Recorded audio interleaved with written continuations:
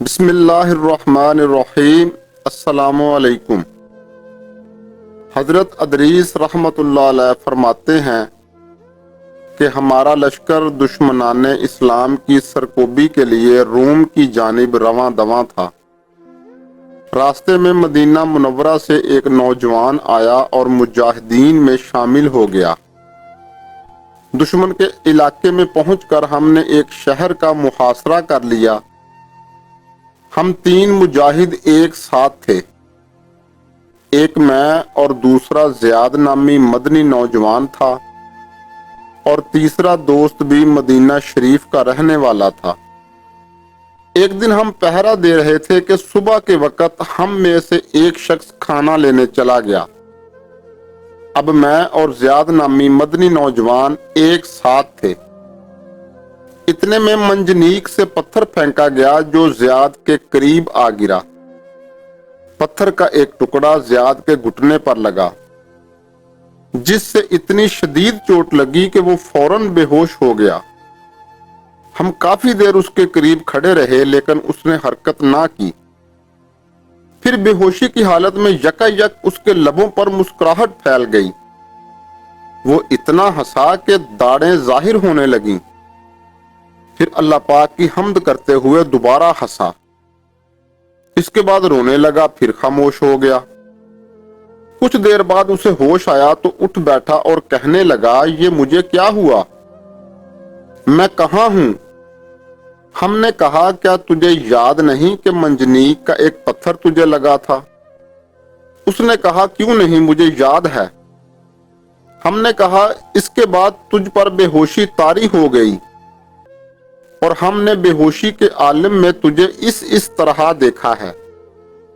ہمیں بتاؤ آخر کیا معاملہ ہے؟ مدنی نوجوان نے کہا، ہاں میں تمہیں ساری بات بتاتا ہوں۔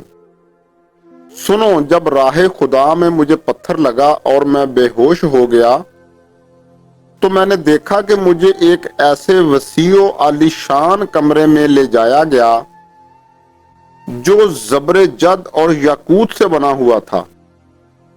پھر ایک ایسے بستر پر لے جایا گیا جس میں ہیرے جواہرات سے مزین بہترین چادریں بچھی ہوئی تھیں۔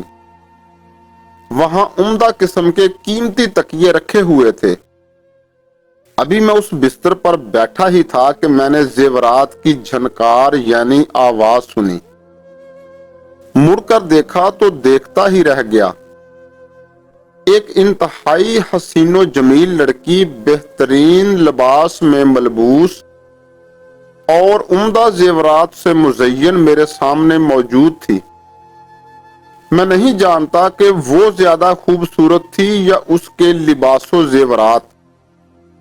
وہ میرے سامنے آ کر بیٹھی، خوش آمدید کہا اور بڑے پیار برے انداز میں میری جانب دیکھتے ہوئے یوں گویا ہوئی، اے میری راحت و سکون، اے میرے سرتاج، مرحبا، میں تمہاری دنیوی بیوی کی طرح نہیں ہوں۔